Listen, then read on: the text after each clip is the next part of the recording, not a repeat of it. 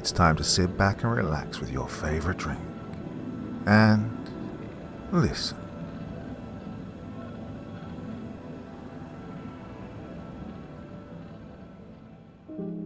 Now, as is becoming customary, here's your little teaser for tonight's sci-fi parallel universe fantastic story. In the 34th century, a new star appears in the sky. Then another, and they're getting closer. At first, no one understands what they're seeing. The lights move with impossible precision, slipping through the dark as if guided by something unseen. Entire systems go silent, planets vanish without a trace. And then the truth begins to surface. These aren't stars, but they most certainly are coming here. Raiders of the Universes by Donald Wandrei. It was in the 34th century that the Dark Star began its famous conquest, unparalleled in stellar annals. Fobar the astronomer discovered it. He was sweeping the heavens with one of the newly invented multi-powered Sussendorf comet hunters when something caught his eye, a new star of great brilliance in the foreground of the constellation Hercules. For the rest of the night, he cast aside all his plans and concentrated on the one star. He witnessed an unprecedented event. Mercier's nullifier had just been invented, a curious and intricate device, based on four-dimensional geometry that made it possible to see occurrences in the universe which had hitherto required the hundreds of years needed for light to cross the intervening space before they were visible on Earth. By a hasty calculation with the aid of this invention, Fobar found that the new star was about 3,000 light-years distant, and that it was hurtling backward into space at the rate of 1,200 miles per second. The remarkable feature of his discovery was this appearance of a fourth-magnitude star where none had been known to exist. Perhaps it had come into existence this very night. On the succeeding night, he was given a greater surprise. In line with the first star, but several hundred light-years nearer, was a second new star of even more brightness. And it too was hurtling backward into space at approximately 1,200 miles per second. Fobar was astonished. Two new stars discovered within 24 hours in the same part of the heavens, both of the fourth magnitude. But his surprise was as nothing when on the succeeding night, even while he watched, a third new star appeared in line with these, but much closer. At midnight he noticed firstly a pinpoint of faint light. By 1 o'clock the star was of 8 magnitude. At 2 it was a brilliant sun of the second magnitude, blazing away from Earth like the others at a rate of 1,200 miles per second. And on the next evening, and the next, and the next, other new stars appeared until there were 7 in all, everyone on a line in the same constellation, Hercules, everyone with the same radiance and the same proper motion, though of varying size. Fobar had broadcast his discovery to the incredulous astronomers, but as star after star appeared nightly, all the telescopes on Earth were turned toward one of the most spectacular cataclysms that history had recorded. Far out in the depths of space, with unheard-of regularity and unheard-of precision, new worlds were flaming up overnight in a line that began at Hercules and extended toward the solar system. Fobar's announcement was immediately flashed to Venus, Mars, Jupiter and Saturn, the other members of the Five-World Federation. Saturn reported no evidence of the phenomena, because of the interfering rings and the lack of Mercier's nullifier. But Jupiter, with a similar device, witnessed the phenomena and announced furthermore that many stars in the neighborhood of the nova had begun to deviate in singular and abrupt fashion from their normal positions. There was not as yet much popular interest in the phenomena. Without Mercier's nullifier, the stars were not visible to ordinary eyes, since the light rays would take years to reach the Earth. But every astronomer who had access to Mercier's nullifier hastened to focus his telescope on the region where extraordinary events were taking place out in the unfathomable gulf of the night.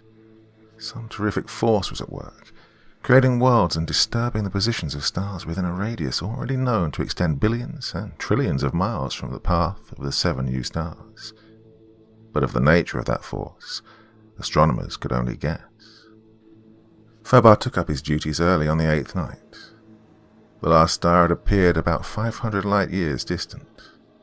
If an eighth new star was found, it should not be more than a few light years away. But nothing happened. All night Fobar kept his telescope pointed at the probable spot, but search as he might, the heavens showed nothing new. In the morning he sought eagerly for news of any discovery made by fellow watchers, but they, too, had found nothing unusual. Could it be that the mystery would now fade away, a new riddle of the skies? The next evening he took up his position once more, training his telescope on the 7 bright stars, and then on the region where an eighth, if there were one, should appear. For hours he searched the abyss in vain. He could find none. Apparently the phenomena were ended. At midnight he took a last glance before entering on some tedious calculations. It was there, in the center of the telescope, a faint, hazy object steadily growing in brightness. All his problems were forgotten as Fobar watched the 8th star increase hourly. Closer than any other, closer even than Alpha Centauri, the new sun appeared, scarcely 3 light years away across the void surrounding the solar system. And all the while he watched, he witnessed a thing no man had ever seen before: the birth of a world. By 1 o'clock the new star was of 5th magnitude. By 2 it was of the 1st. As the faint flush of dawn began to come toward the close of that frosty, moonless November night, the new star was a great white-hot object more brilliant than any other star in the heavens. Fobar knew that when its light finally reached Earth, so that the ordinary eyes could see, it would be the most beautiful object in the night sky. What was the reason for these unparalleled births of worlds and the terrifying mathematical precision that characterized them? Whatever the cosmic force behind it, it was progressing toward the solar system. Perhaps it would even disturb the balance of the planets. The possible chance of such an event had already caught the attention of some astronomers, but the whole phenomenon was too inexplicable to permit more than mere speculation. The next evening was cloudy. Jupiter reported nothing new except that Neptune had deviated from its course and tended to pursue an erratic and puzzling new orbit. Fobar pondered long over this last news item and turned his attention to the outermost planet on the succeeding night.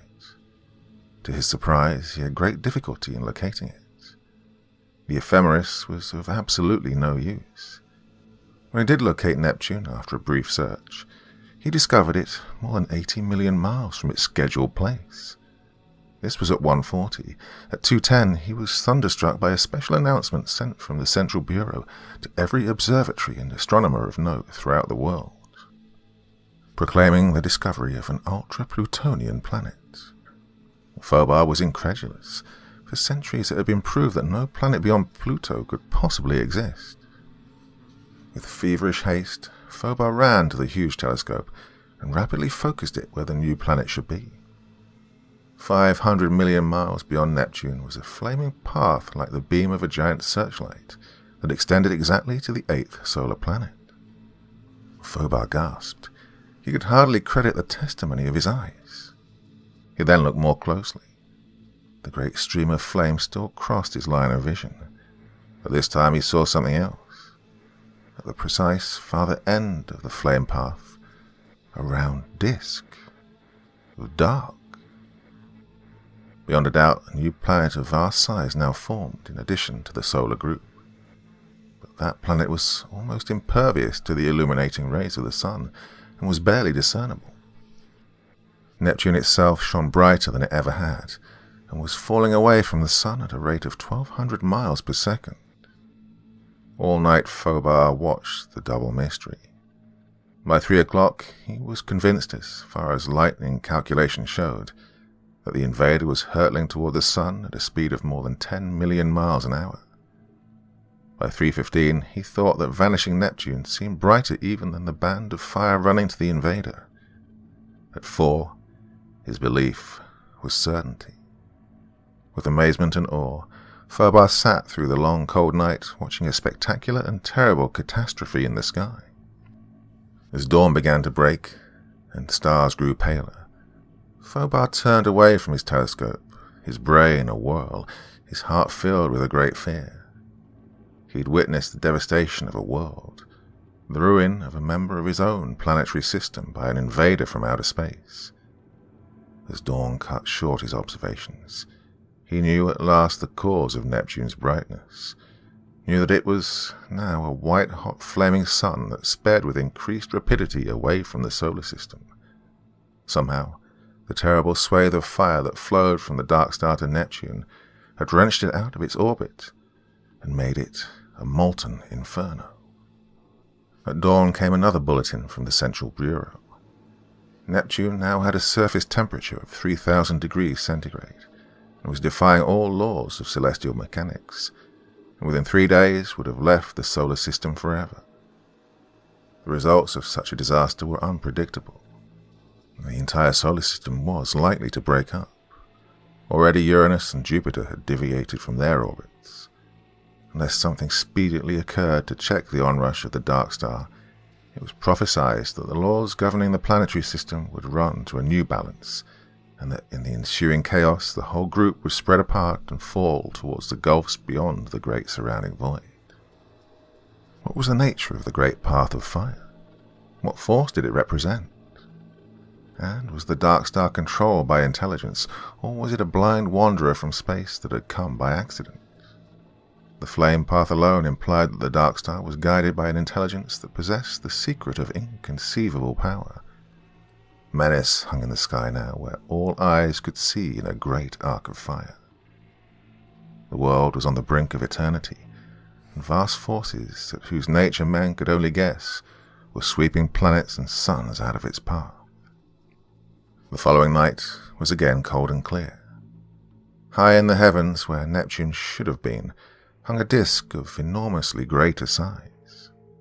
Neptune itself was almost invisible, hundreds of millions of miles beyond its scheduled position. As nearly as Phobar could estimate, not 1/100th of the sun's rays were reflected from the surface of the dark star, a proportion far below those of the other planets. Phobar had a better view of the flame path, and it was with growing awe that he watched that strange swathe in the sky during the dead of night.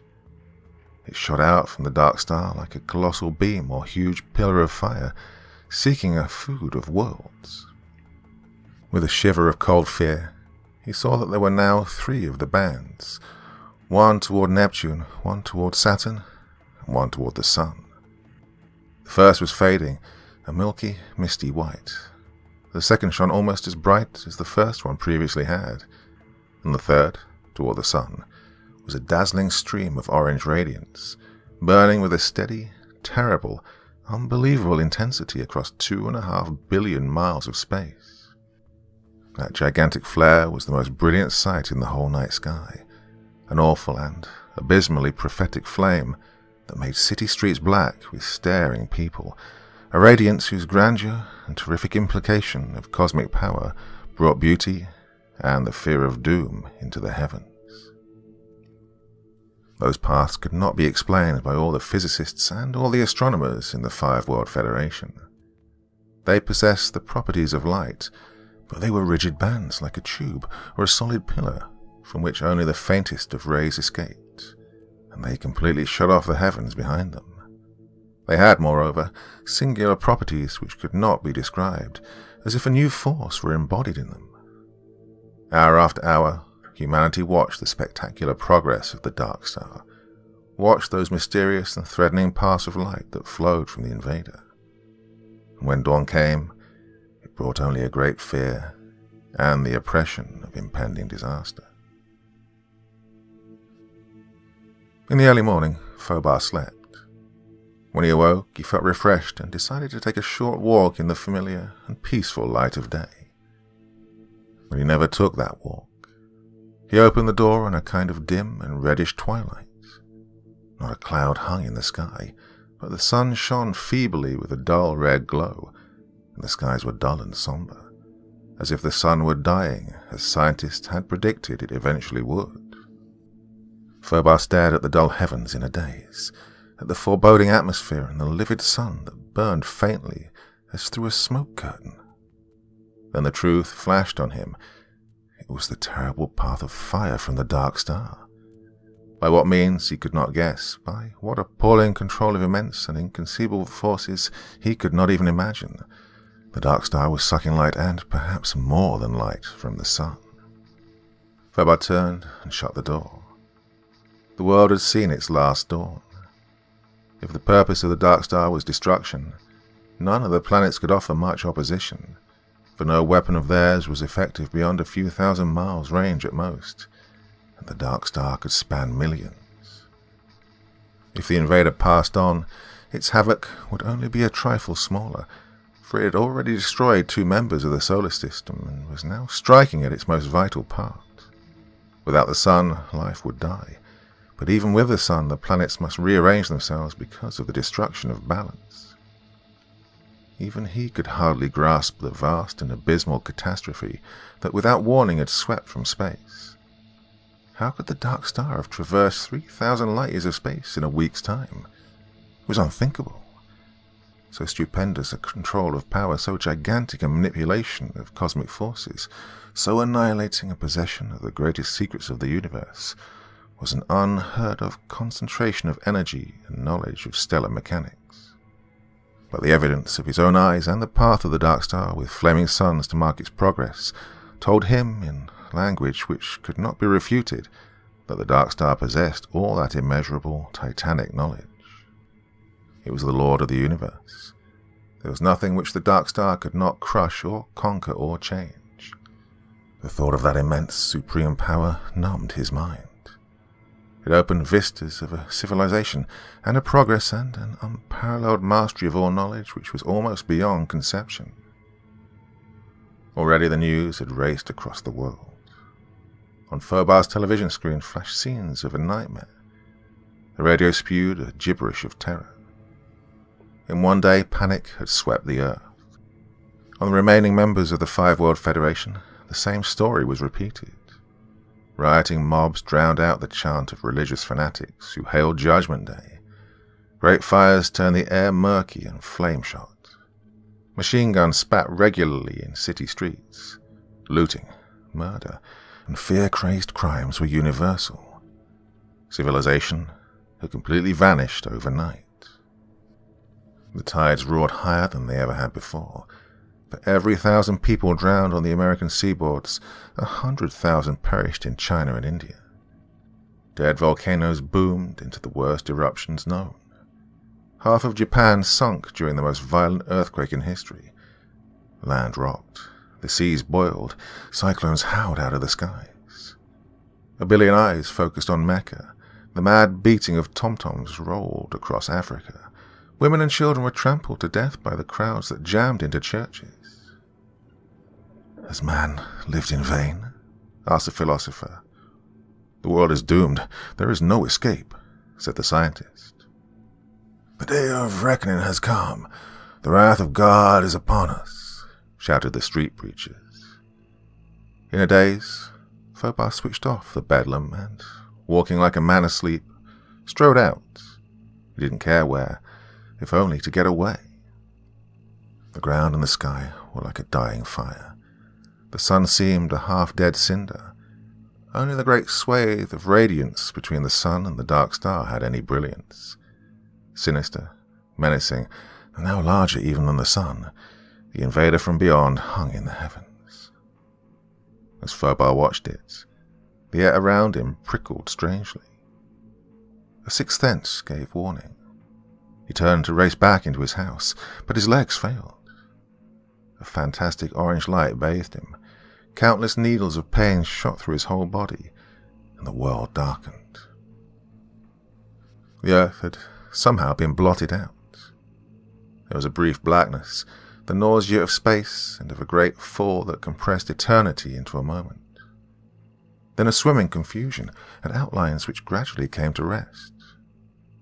Phobar was too utterly amazed to cry out or run. He stood inside the most titanic edifice he could have imagined, a single gigantic structure vaster than all New York City. Far overhead swept a black roof, fading into the horizon. Beneath his feet was the same metal substance.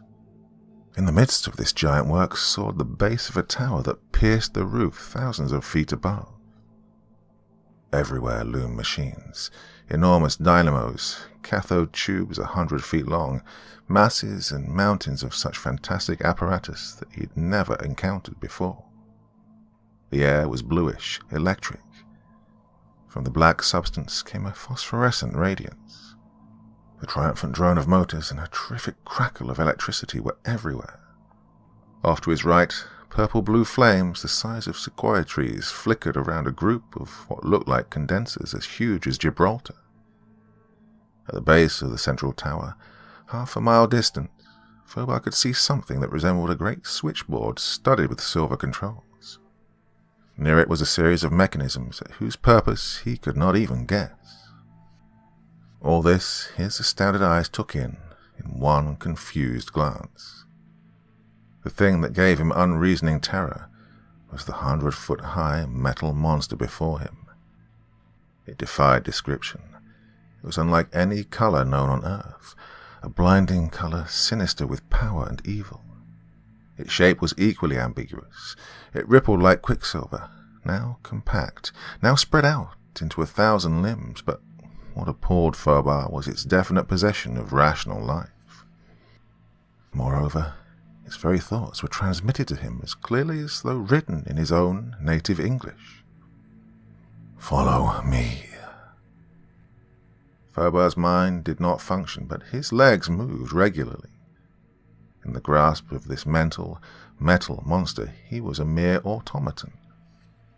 Fobar noticed idly that he had to step down from a flat disc 12 yards across. By some power, some tremendous discovery that he could not understand, he'd been transported across millions of miles of space, undoubtedly to the Dark Star itself. The colossal thing, indescribable, a blinding, nameless color, rippled down the hall and stooped before a disc of silvery black. In the center of the disc was a metal seat with a control board nearby. "Be seated." Fobar sat down. The Titan flicked the controls and nothing happened. Fobar sensed that something was radically wrong. He felt the surprise of his gigantic companion. He didn't know it then, but the fate of the solar system hung on that incident. "Come." Abruptly, the giant stooped, and Fobar shrank back. But a flowing mass of cold, insensate metal swept around him, lifted him 50 feet in the air. Dizzy, sick, horrified, he was hardly conscious of the whirlwind motion into which the giant had suddenly shot. He had a dim impression of machines racing by, of countless other giants, of a sudden opening in the walls of the immense building, and then a rush across the surface of metal land. Even in his vertigo, he had enough curiosity to marvel that there was no vegetation, no water, only the dull black metal everywhere. And yet there was air. And then a city loomed before them. To Fobar it seemed a city of gods or giants. Fully 5 miles it soared toward space, its fantastic angles and arcs and cubes and pyramids mazing in the dimensions of a totally alien geometry. Tier by tier, the stupendous city, hundreds of miles wide, mounted toward a central tower like the one in the building he'd left. Fobar never knew how they got there, but his numb mind was at last forced into clarity by a greater will. He stared about him. His captor had gone. He stood in a huge chamber circling to a dome far overhead. Before him, on a dais a full 1,000 feet in diameter, stood, sat, rested, whatever it might be called, another monster, far larger than any he'd yet seen, like a mountain of pliant thinking, living metal. And Fobar knew that he stood in the presence of the ruler. The metal cyclops surveyed him, as Fobar might have surveyed an ant. Gold, deadly, dispassionate scrutiny came from something that might have been eyes, or a seeing intelligence locked in a metal body. There was no sound, but inwardly to Fobar's consciousness, from the peak of the Titan far above, came a command. "What are you called?" Fobar opened his lips, but even before he spoke, he knew that the thing had understood his thought. "Fobar." I am Gaboreg, ruler of Slabarti, the Lord of the Universes. Lord of the Universes? I and my world come from one of the universes beyond the reach of your telescopes. Phobos somehow felt that the thing was talking to him as he would to a newborn babe. What do you want of me? Tell your Earth that I want the entire supply of your radium ores mined and placed above ground according to the instructions I give, by 7 of your days hence. A dozen questions sprang to Phobos' lips. He felt again that he was being treated like a child. Why do you want our radium ores? Because they are the rarest of the elements on your scale, are absent on ours, and supply us with some of the tremendous energy we need. Why don't you obtain the ores from other worlds? We do. We're taking them from all worlds where they exist. But we need yours also. Raiders of the universe, looting young worlds of their precious radium ores. Piracy on a cosmic scale. And if Earth refuses your demand? For answer, Gaboreg rippled to a wall of the room and pressed a button. The wall dissolved, weirdly, mysteriously. A series of vast silver plates were revealed, and a battery of control levers. This will happen to all of your Earth unless the ores are given to us. The Titan then closed a switch, and on the screen flashed the picture of a huge tower such as Phobos had seen in the Metal City. Gaboreg adjusted a second control that was something like a rangefinder. He pressed a third lever, and from the tower leaped a huge surge of terrific energy, like a bolt of lightning 1/4 mile broad. The giant closed another switch, and on the second plate flashed a picture of New York City. And then, waiting. Seconds, minutes drifted by. The atmosphere became tense, nerve-cracking. Phobos' eyes ached with the intensity of his stare. What would happen? And then, abruptly, it came. A monstrous bolt of energy streaked from the skies.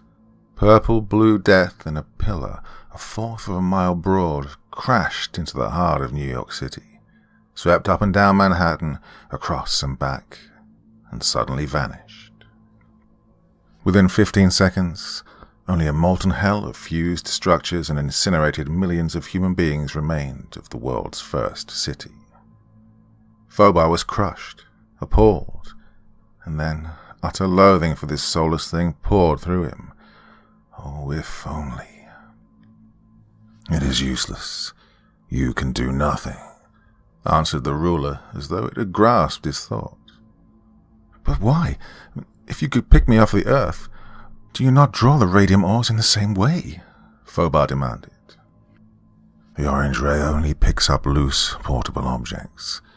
We can and will transport the radium ores here by means of the ray after they have been mined and placed on platforms or disks. But why did you select me from all the millions of people on Earth? Solely because you were the first apparent scientist whom our Cosmotel chanced upon. It'll be up to you to notify your Earth governments of our demand. But afterwards, Phobos burst out aloud. What then? We will depart. Yeah, but it'll mean death to us. The solar system will be wrecked with Neptune gone and Saturn following it. Gaboreg made no answer. To that impassive, cold, inhuman thing, it did not matter if a nation or a whole world perished. Phobos had already seen with what deliberate calm it had destroyed a city, merely to show him what the power lords of the Slabarti controlled. Besides, what guarantee was there that the invaders would not loot the Earth of everything they wanted, and then annihilate all life upon it before they departed? And yet Phobos knew he was helpless, knew that the men of Earth would be forced to do whatever was asked of them, and trust that the raiders would fulfill their promise. 2 hours remain for your stay here, came the ruler's dictum to interrupt his line of thought. For the first half of that period, You will tell me of your world and answer whatever questions I may ask. During the rest of the interval, I will explain some of the things you wish to learn about us." Again, Phobar felt Garboreg's disdain, knew that the metal giant regarded him as a kind of plaything for an hour or two's amusement. And yet he had no choice, as we told Garboreg of the life on Earth, how it arose and along what lines it had developed. He narrated in brief the extent of man's knowledge, his scientific achievements, his mastery of weapons and forces of machines, his social organization. And when he finished, he felt as a Stone Age man might feel in the presence of a brilliant scientist of the 34th century. If any sign of interest had shown on the peak of the Metallic Lord, Phobar failed to see it. But he sensed an intolerant sneer of ridicule in Garboreg, as though the ruler considered these statements to be only the most elementary of facts. Then, for 3/4 of an hour, in the manner of one lecturing an ignorant pupil, the giant crowded its thought pictures into Phobar's mind, so that finally he understood a little of the raiders and of the sudden terror that had flamed from the abysses into the solar system. "The universe of matter that you know is only one of the countless universes which comprise the cosmos," began Garboreg. "In your universe you have a scale of 92 elements. You have your color spectrum, your rays and waves of many kinds. You are subject to definite laws controlling matter and energy as you know them. But we are of a different universe, on a different scale from yours, 1 trillion light-years away in space, eons distant in time. The natural laws which govern us differ from those controlling you. In our universe, you would be hopelessly lost, completely helpless, unless you possess the knowledge that your people will not attain even in millions of years. But we, who are so much older and greater than you, have for so long studied the nature of the other universes that we can enter and leave at will, taking what we wish, doing as we wish, creating or destroying worlds whenever the need arises, coming and hurtling away when we choose. There is no vegetable life in our universe. There is only the scale of elements ranging from 842 to 966 on the extension of your own scale. At this high range, metals of complex kinds exist. There is none of what you call water, no vegetable world, no animal kingdom. Instead, there are energies, forces, rays, and waves, which are food to us and which nourish our life stream just as pigs, potatoes, and bread are food to you. Trillions of years ago in your time calculation, but only a few dozen centuries ago in ours, life arose on the giant world Krypton in our universe. It was life, our life, the life of my people and myself, intelligence animating bodies of pliant metal, existing almost endlessly on an almost inexhaustible source of energy. But all matter wears down. On Krypton, there was a variety of useful metals, others that were valueless. There was comparatively little of the first, and much of the second. Krypton itself was a world as large as your entire solar system, with a diameter roughly of 4 billion miles. Our ancestors knew that Krypton was dying, that the store of our most precious element, Slalreth, was dwindling. But already our ancestors had mastered the forces of our universe and had made inventions that are beyond your understanding, had explored the limits of our universe in space cars that were propelled by the free energies in space and by the attracting, repelling influences of stars. The metal inhabitants of Krypton employed every invention they knew to accomplish an engineering miracle that makes your bridges and mines seem but the puny efforts of a gnat. They blasted all the remaining ores of Slalreth from the surface and interior of Krypton and refined them. Then they created a giant vacuum, a dead field in space 100 million miles away from that world. The dead field was controlled from Krypton by atomic projectors, energy absorbers, gravitation nullifiers, and cosmotels, range regulators, and a host of other inventions. As fast as it was mined and extracted, the Slalreth metal was vaporized, shot into the dead field by interstellar rays, and solidified there along an invisible framework which we projected. In a decade of our time, we had pillaged Krypton of every particle of Slalreth, and then in our skies hung an artificial world, a manufactured sphere, a giant new planet, the world you yourself are now on, Slabarti. We did not create a solid globe. We left chambers, tunnels, passageways, storerooms throughout, piercing it from surface to surface, and thus, even as Slabati was being created, we provided for everything that we needed or could need. Experimental laboratories, subsurface vaults, chambers for the innumerable huge ray dynamos, energy storage batteries, and other apparatus which we needed. And when all was ready, we transferred by space cars and by atomic individuation all our necessities from Krypton to the artificial world of Slabati. And when everything was prepared, we destroyed the dead field by duplicate control from Slabati, turned our repulsion power on full against the now useless and dying giant world of Krypton, and swung upon our path. But our whole universe is incredibly old. It was mature before ever your young suns flamed out of the gaseous nebulae. It was decaying when your molten planets were flung from the central sun. It was dying before the boiling seas had given birth to land upon your sphere. And while we had enough of our own particular electrical food to last us for 1,000,000 or fewer years, and enough power to guide Slabati to other universes, we had exhausted all the remaining energy of our entire universe. And when we finally left it to dwindle behind us in the black abysses of space, we left it a dead cinder, devoid of life, vitiated of activity, and utterly lacking in cosmic forces, a universe finally run down. The universes, as you may know, are set off from each other by totally black and empty absence, expanses so vast that light rays have not yet crossed many of them. How did we accomplish the feat of traversing such a gulf? By the simplest of means, acceleration. Why? Because to remain in our universe meant inevitable death.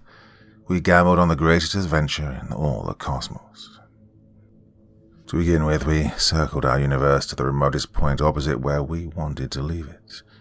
We then turned our attraction powers on partway, so that the millions of stars before us drew us ahead, and then we gradually stepped up the power to its full strength, thus ever increasing our speed.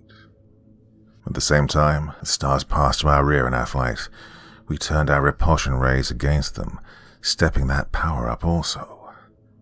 Our initial speed was 24 miles per second. Midway into our universe, we'd reached the speed of your light, 186,000 miles per second. By the time we left our universe, we were hurtling at a speed which we estimated to be 1,600,000,000 miles per second. Yet even at that tremendous speed, it took us years to cross from our universe to yours. If we'd encountered even a planetoid at that enormous rate, we would have probably been annihilated in white-hot death. But we had planned well, and there are no superiors to our stellar mechanics or astronomers or our scientists.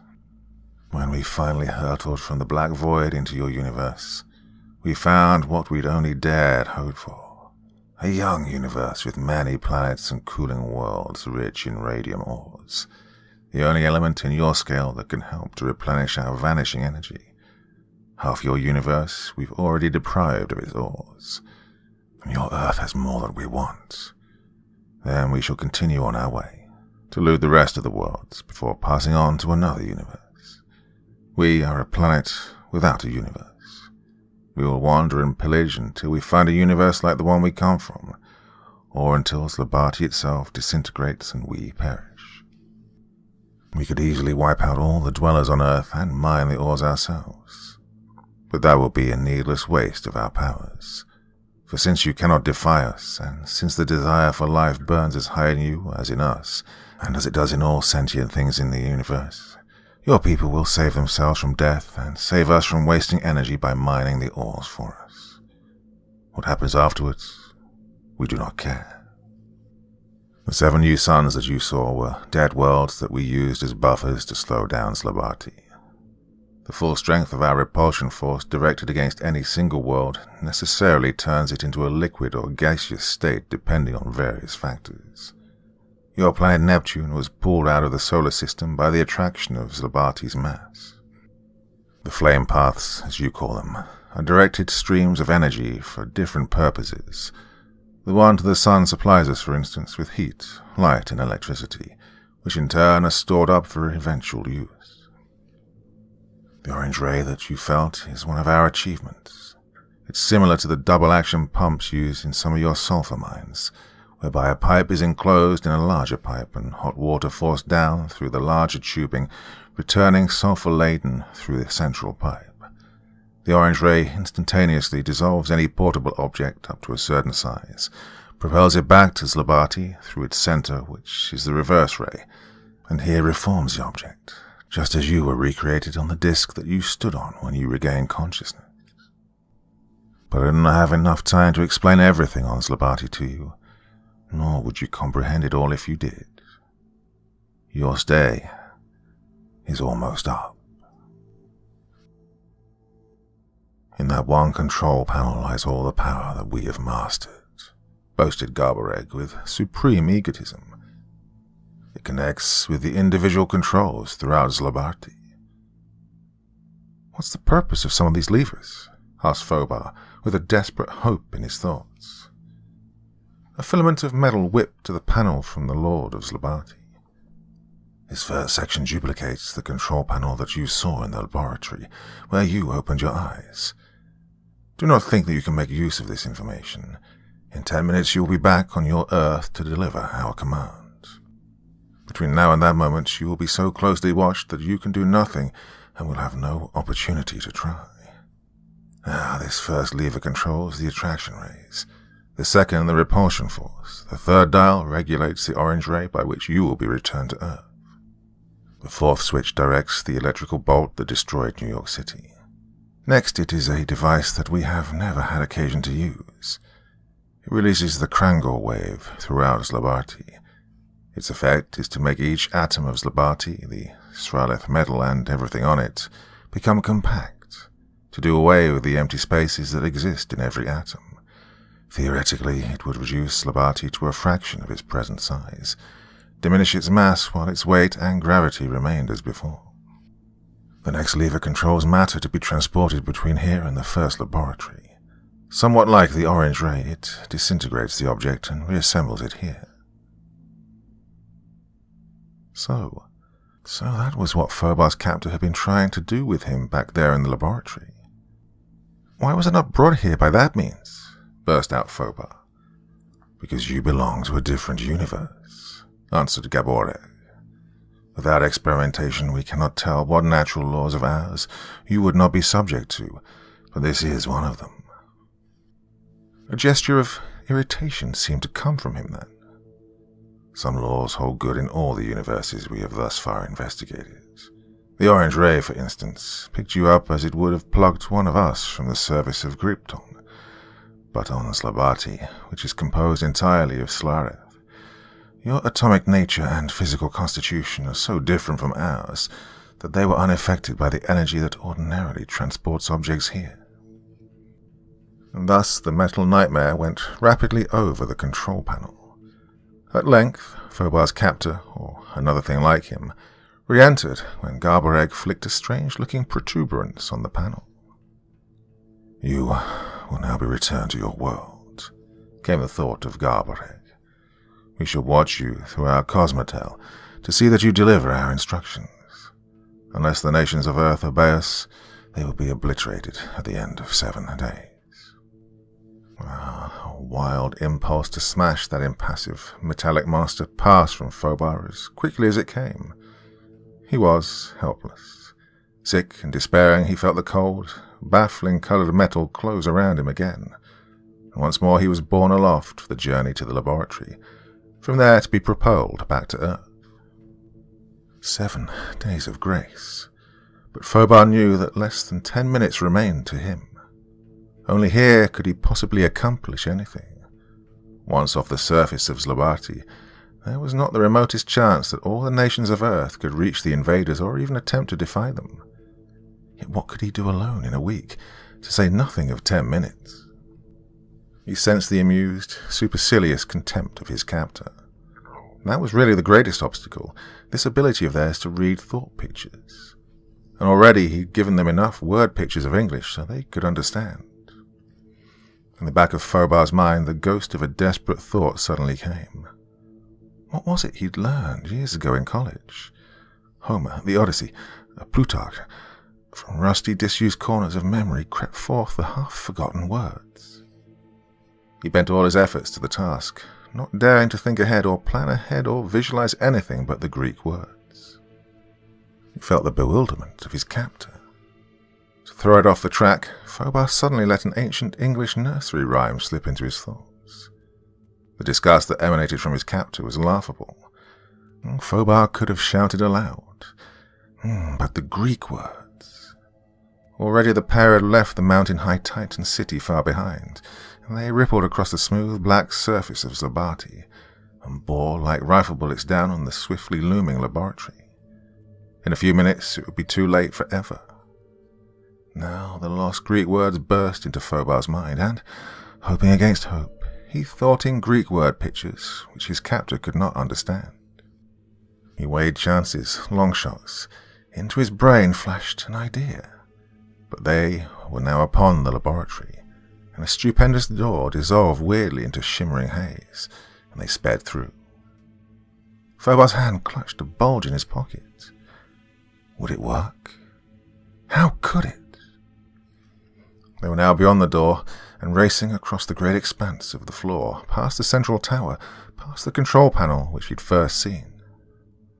And then, as if by magic, there leaped into Phobar's mind a clear-cut, vivid picture of violet oceans of energy crackling and streaking from the heavens to crash through the laboratory roof and barely miss striking his captor behind.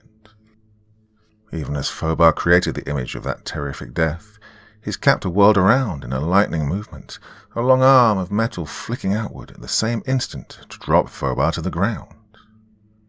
Like a flash, Phobar was on his feet, his hand whipped from his pocket, and with all his strength he flung a gleaming object straight toward the fifth lever on the control panel a dozen yards away.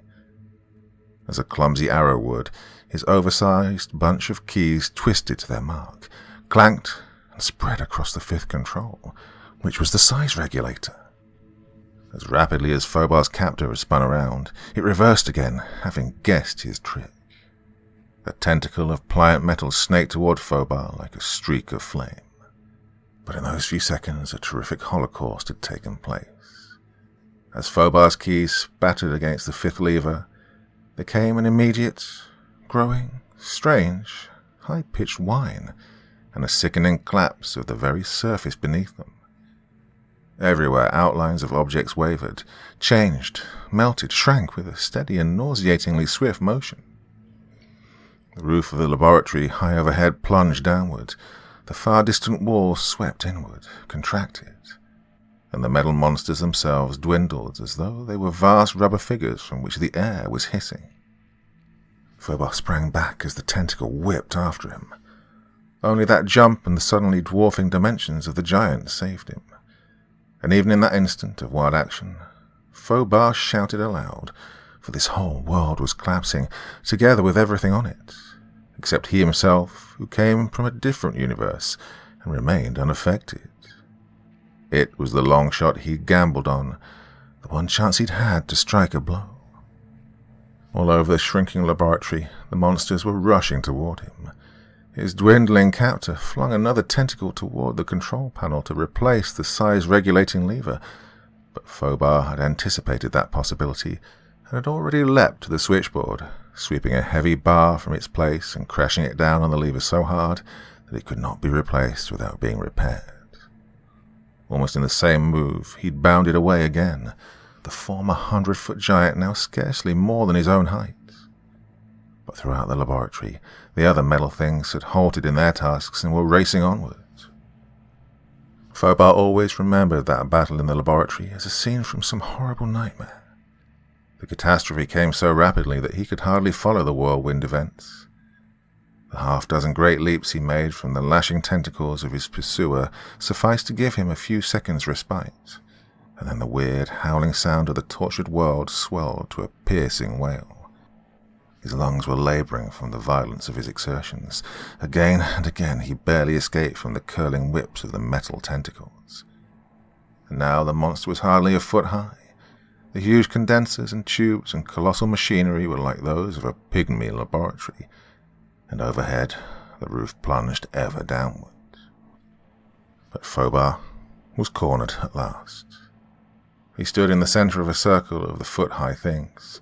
His captor suddenly shot forth a dozen rope-like arms toward him as the others closed in. He didn't even have a weapon, for he dropped the bar in his first mad bound away from the control panel. He saw himself trapped in his own trick. For in minutes at most, the laboratory would be crushing him with fearful force. Blindly, Phobar reverted to a primitive defense in this moment of infinite danger, and he kicked with all his strength at the squat monster before him. The thing tried to whirl aside, but Phobar's shoe squashed thickly through, and in a disorder of quivering pieces the metal creature fell and subsided. Knowing at last that the invaders were vulnerable, and how they could be killed, Phobar went leaping and stamping on those nearest him. Underfoot they disintegrated into little pulpy lumps of inert metal. And in a trice he broke beyond the circle and darted to the control panel. One quick glance showed him that the roof was now scarcely a half-dozen yards above. With fingers that fumbled in haste at tiny levers and dials, he spun several of them, the repulsion ray full, the attraction ray full. And when they were set, he picked up the bar he dropped and smashed the controls so that they were helplessly jammed. You could almost feel the planet catapult through the heavens. The laboratory roof was only a foot over his head now. He whirled around, squashed a dozen tiny creeping things, leapt to a disc that was now not more than a few inches broad, and stooping low, balancing himself precariously, he somehow managed to close the tiny switch. A haze of orange light enveloped him. There came a great vertigo and dizziness and pain. He felt himself falling through bottomless spaces. So exhausted that he could scarcely move, Phobar blinked his eyes open to brilliant daylight in the chill of a November Indian summer noon. The sun shone radiant in the heavens. Off in the distance he heard a pandemonium of bells and whistles. Wearily he noticed that there were no flame paths in the sky. Staggering weakly, he made his way to the observatory, mounted the steps with tired limbs, and wobbled to the eyepiece of his telescope, which he had left focused on the dark star 2 hours before. Almost trembling, he peered through it. The dark star was gone. Somewhere far out in the abysses of the universe, a runaway world plunged headlong at ever-mounting speed to uncharted regions under its double acceleration of attraction and repulsion. A sigh of contentment came from his lips as he sank into a heavy and profound sleep. Later he would learn of the readjustments in the solar system, and of the colder climate that came to Earth, and of the vast changes permanently made by the invading planet, and of a blazing new star discovered in Orion that might signify the birth of a sun or the death of a metallic dark world. But these were events to be, and he demanded his immediate reward of a day's dreamless slumber.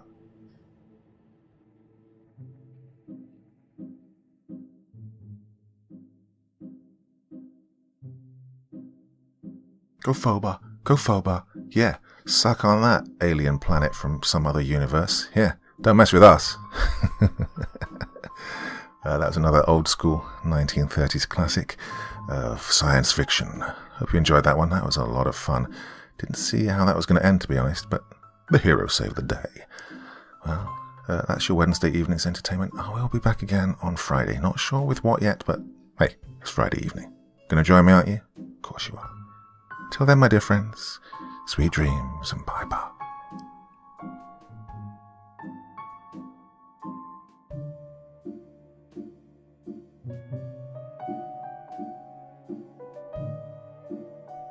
Thank you so much for taking the time to listen to this story today. Really means a lot to me and to the author of the story, of course. Well, if you want to know more about me, I'm pretty much everywhere on social media. You can find me on Facebook, Twitter, Instagram. You can download my music on SoundCloud. I've got a Patreon if you feel like. Throw me $1 or $2. Very much appreciated. And of course, on Reddit, I have a place where you can leave stories if you want me to read one that you've written. Well, hoping to see you all again very soon. Till then, sweet dreams, and bye-bye.